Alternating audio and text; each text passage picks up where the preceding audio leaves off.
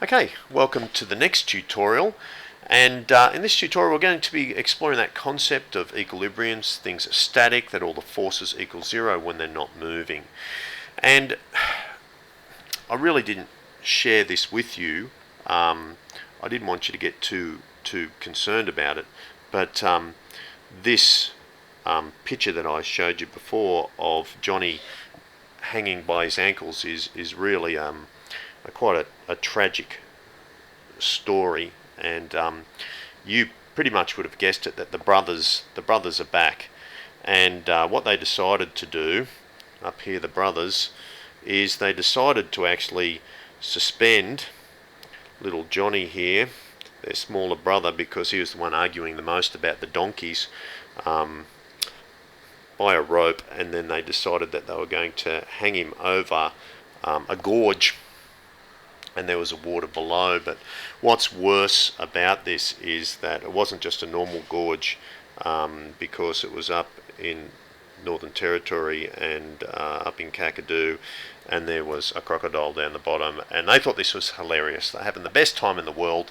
and they were suspending Johnny over this precipice, and yeah, he's sort of freaking out right now. Now, we've been able to ascertain a couple of things about Johnny. One, he's really scared, but he's 500 newtons and he's acting down.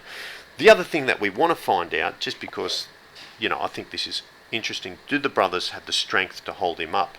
So what's the tension in these two wires? Well, we need to know a few things. The first thing is we need to know this angle, and this one's 30 degrees and this one is 45 degrees over here, and I'm going to call this force 1 and I'm going to call this force 2, actually acting in that. So this is our space diagram.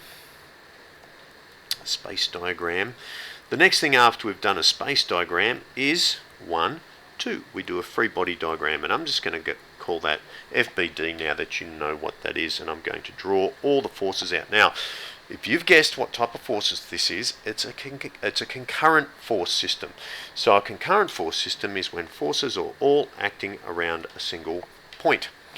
So we're going to draw those forces in. So what have we got? We've got one force acting down for little Johnny, acting down here. We won't do the force of the crocodile. We've got another force acting here, and that's force 1, and we know that's 30 degrees to the horizon. And we've got another one here which is force 2, and that's 45 degrees to the horizon. Alright, the next thing that we have to do, 1, space diagram, 2, free body diagram. What's the next one? Is, yes, you guessed it, it's a force diagram. And we're going to solve this analytically. We could solve it graphically if we wanted to, get back on CAD or do it ways that we've done before.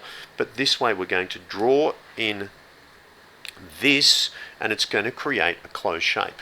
Now, this is the other important thing about this. When we have something in equilibrium, it will create a closed shape. In this case, we've got 1, 2, 3 vectors, and so that's going to create a triangle, a three-sided shape. And I'm just going to draw that in.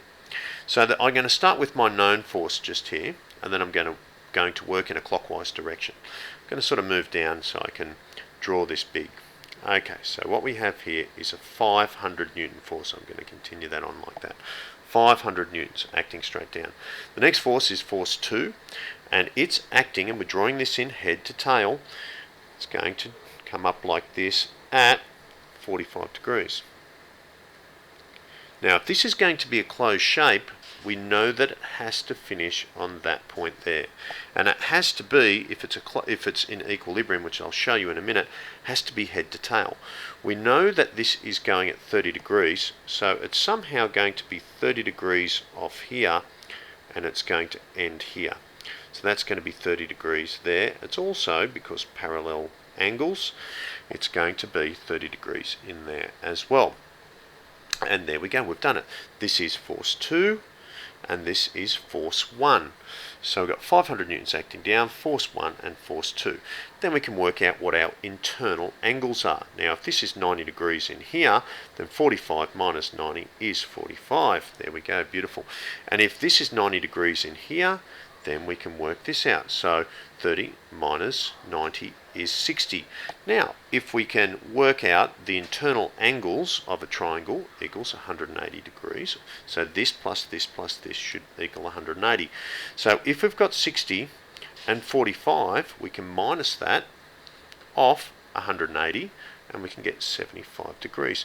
So we know now the angle in here is going to be, just let me get rid of that, 75 degrees, and we've worked all that out with maths. Maths is amazing. Okay, let me just check how much time has passed. Yeah, I think we've done enough on this tutorial. Go on to the next. This will be just a nice little bite size.